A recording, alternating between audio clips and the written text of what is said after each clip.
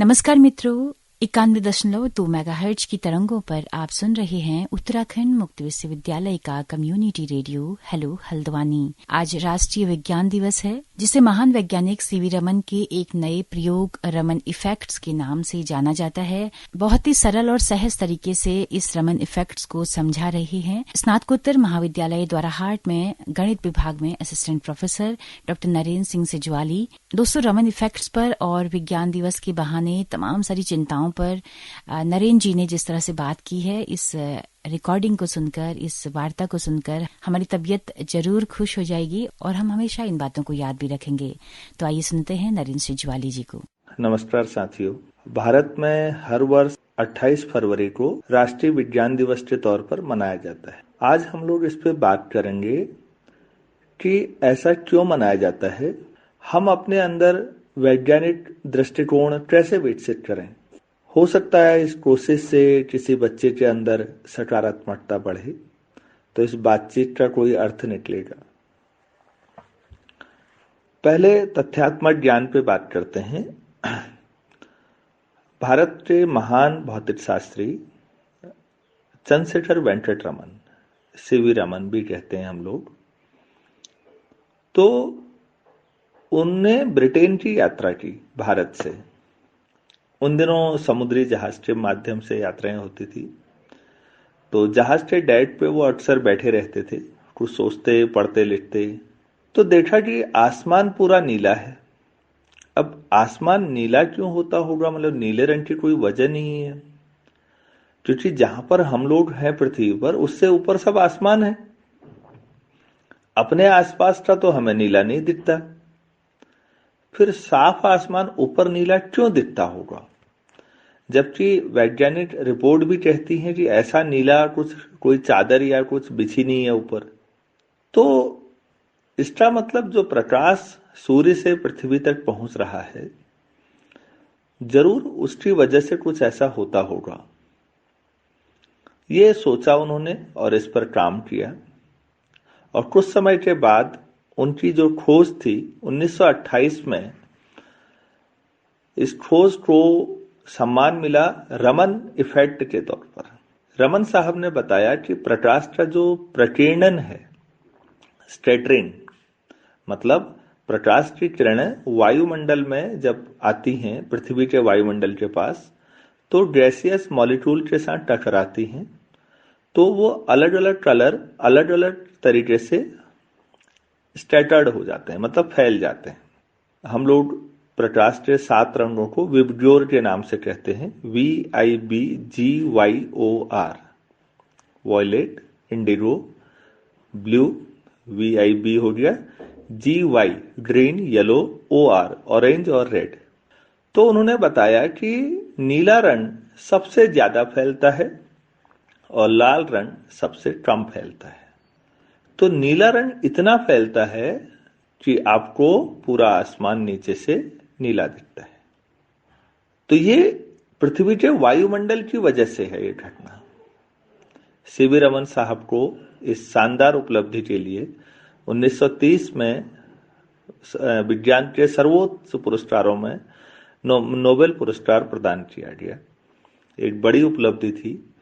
साथ में बच्चों, ये भी बताने की बात है कि सोचने समझने के लिए बहुत बड़ी प्रयोगशाला हो जरूरी नहीं है।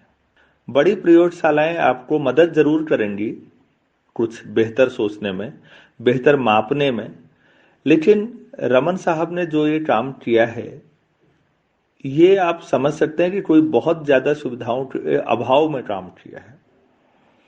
कोलकाता में रहते हुए उन्होंने जो काम किया अतिरिक्त समय में, ये नोबेल पुरस्कार उस बदौलत मिला है।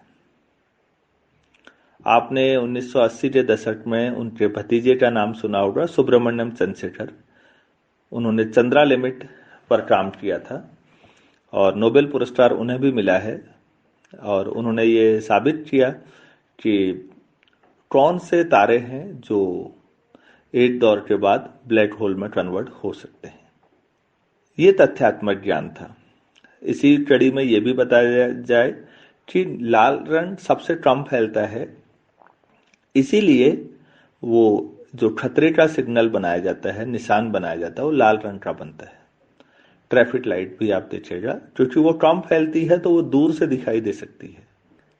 तो ताकि लाल रंग का निशान दूर से दिखे, अट्रैक्ट कर ले आंखों को और हमें ध्यान आ जाए कि भाई यहां पर रुकना है, तो इसीलिए लाल रंग चुना गया।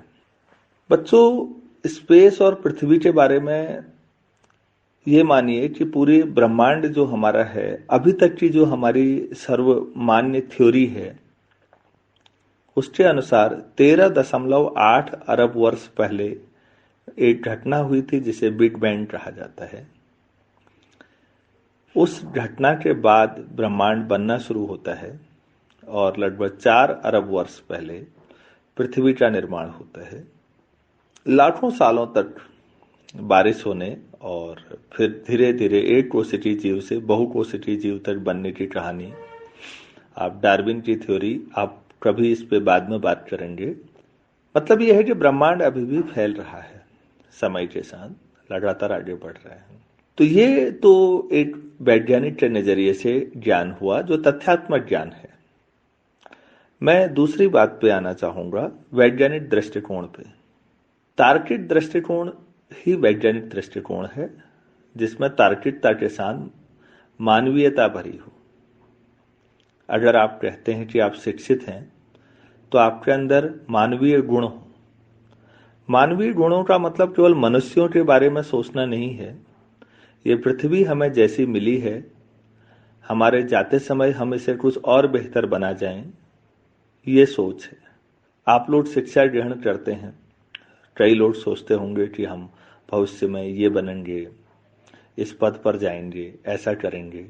अच्छी बात है बच्चों, सपने देखने भी चाहिए और उन सपनों के लिए मेहनत भी करनी है। लेकिन सोचिएगा कि विज्ञान और समाज किस दिशा में जा रहा है, या जिस दिशा में जा रहा है क्या वो बेहतर दिशा है या इससे बेहतर सोचा जा सकता था। दुनिया के हालात आपके सामने हैं। तकनीकी विकास होने मात्र से ही पृथ्वी बेहतर बन जाएगी, ऐसा सोचना मेरे हिसाब से कोरी कल्पना है। वर्तमान दुनिया का घटनाक्रम गवाह है कि तकनीकी रूप से सक्षम होने के बावजूद अगर मानवीय गुण ना हो तो किसी देश की तकनीक और विज्ञान बाकियों के लिए कितना खतरनाक हो सकता है। राष्ट्रीय विज्ञान दिवस पर इस पर सोचना जरूर चाहिए कि क्या विज्ञान सबसे बड़ा दुश्मन है हमारा या सबसे बड़ा मित्र है, या ये एब्सोल्यूट चीज है और हमारे नजरिए पर निर्भर करता है सब कुछ। देखिए, तकनीक आप कोई भी अपनाएं तो जीवन में, उसका उपयोग आपके विवेक पर निर्भर करता है। सबसे पहले जब चाकू बना होगा तो वो भी तकनीक ही रही होगी। आज चाकू हर घर की आवश्यकता है, हर किचन में आपको चाकू मिलता है, लेकिन उसका उपयोग आपके विवेक पर निर्भर करता है। आप 1.5 साल 2 साल के बच्चे के हाथ में चाकू नहीं दे सकते, क्योंकि उसके अंदर अभी ये समझ नहीं है कि इस चाकू का क्या सदुपयोग हो सकता है। हाँ, दुरुपयोग हो सकता है, वो खुद को नुकसान पहुंचा सकता है। यही तकनीक के बाकी पहलुओं के साथ भी है। चाकू से काटना क्या है, यह तय करने का विवेक अगर आ जाए तो चाकू बहुत बेहतर चीज है, वरना उतना ही नुकसान भी हो सकता है। ये इंटरनेट के साथ भी है। आप अपने बच्चों के अंदर ये विवेक अगर नहीं भर पाए कि इस इंटरनेट का सदुपयोग कैसे करें, तो आप मान के चलिए कि इससे बड़ा भयावह कुछ नहीं हो सकता। ये परमाणु ऊर्जा के साथ भी है। ये दुनिया की हर तकनीक के साथ है कि आपके पास उस तकनीक को संभालने का विवेक जरूर हो, वरना वो उतना ही बड़ा खतरा भी बनेगा पूरे प्रकृति के लिए, पूरे इस पृथ्वी के लिए। विज्ञान कभी रहा होगा जब लोगों ने सोचा होगा कि नेचुरल साइंस हम जिसे बोलते हैं, 2 तरह का विज्ञान हम मानते हैं बच्चों। एक प्राकृतिक विज्ञान नेचुरल साइंस, दूसरा सोशल साइंस सामाजिक विज्ञान। अगर आप समाज को बेहतर तरीके से समझना चाहते हैं तो सामाजिक विज्ञान, जिसमें आप इतिहास, अर्थशास्त्र, राजनीति शास्त्र, साहित्य, इन चीजों को पढ़ते हैं। और एक दूसरा प्राकृतिक विज्ञान, जिसमें आप भौतिक, रसायन और जीव विज्ञान और इनकी मदद के लिए गणित, ये सारी चीजें पढ़ते हैं। कोई श्रेष्ठ या हीन नहीं है, सब एक दूसरे के पूरक हैं, पूरा मिलाके उस प्रकृति को पूर्ण बनाते हैं। लेकिन जो विवेक है वो ना हो तो विज्ञान किस दिशा में आगे बढ़ता है, मैं कुछ घटनाएं आपको बताना चाहूंगा।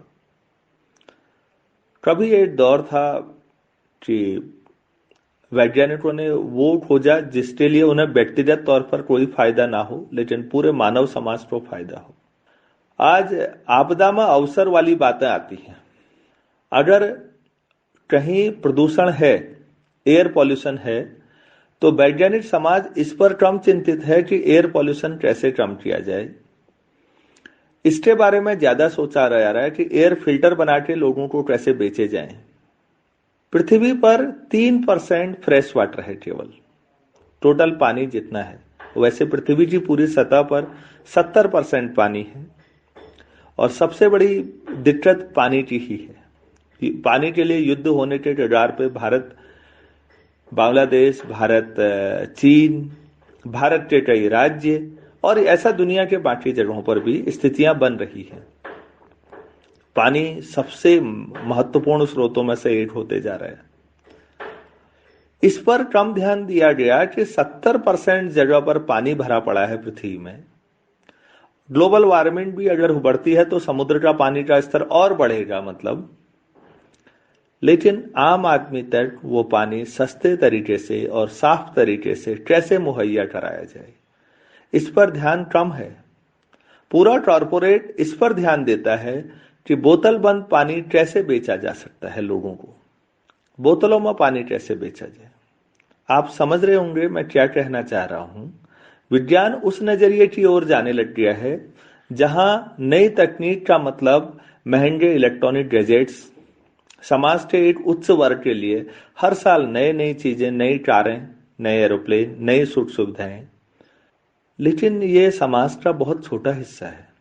बाकी जो विशाल समाज पृथ्वी पे पसरा है, उनके लिए क्या आज हम भी उनके लिए न्यूनतम सुविधाएं जुटा पाए हैं? क्या विज्ञान ये कर पाया है कि न्यूनतम रोटी, कपड़ा, मकान, साफ सुथरा पानी, शिक्षा, चिकित्सा जैसी चीजें कर पाया है? एक तरफ अमेरिका के माउंट एवरेस्ट खड़े हो रहे हैं, लेकिन आप ये समझिए कि ये 2-4 माउंट एवरेस्ट बाकी गरीबी के समुद्र के ऊपर है। गरीबी और अमीरी का भेदभाव इतना बढ़ रहा है और कोविड के पिछले 2 साल के अनुभव में मैं साफ तौर पर मानूंगा कि यह अनुभव बहुत ज्यादा डरावना है। गैप बहुत बड़ा है, गरीब वर्ग की कमाई बहुत कम हुई है और अमीरों की बहुत बड़ी है। ऐसे समय में शिक्षा हमारे अंदर विवेक ना जगा पाए तो उसे शिक्षा नहीं कहते। बच्चों, आप जीवन में कोई भी विषय पढ़ें, आपको जो अच्छा लगे पढ़ें, कोशिश करिएगा कि आपके अंदर एक विवेकशील प्राणी जागृत हो। आप ये समझें कि दुनिया में सब बराबर हैं। यही वैज्ञानिक दृष्टिकोण है। आप सबको बराबरी के नजरिए से देख तो लीजिए एक बार, आपको लगेगा कि ये दुनिया बहुत अच्छी है और बेहतर बनाई जा सकती है। उम्मीद है हम अगला विज्ञान वर्ष जब मनाएंगे, विज्ञान दिवस माफ कीजिएगा, पृथ्वी इससे कम चिंताजनक हो और थोड़ा बेहतर संभावनाशील हो। धन्यवाद। तो दोस्तों, कैसी लगी आपको नरेंद्र सिजवाली जी की ये बात विज्ञान दिवस पर? हमें जरूर बताइएगा, अपना फीडबैक हमें दीजिएगा। जैसा कि हम बताते हैं कि हमारा रेडियो एक कम्युनिटी रेडियो है जिसकी पहुंच रेडियो में केवल हल्द्वानी शहर तक है। लेकिन अगर आप दूर दराज पहाड़ों में या देश के किसी भी हिस्से में इस रेडियो को सुनना चाहते हैं तो हमारे यूट्यूब चैनल के जरिए आप इस रेडियो को सुन सकते हैं। हेलो हल्द्वानी नाम से यूट्यूब चैनल है, फेसबुक पेज है। आपके फीडबैक का हमें इंतजार रहेगा। इसी के साथ अपनी रेडियो मित्र सुनीता भास्कर को दीजिए इजाजत। नमस्कार।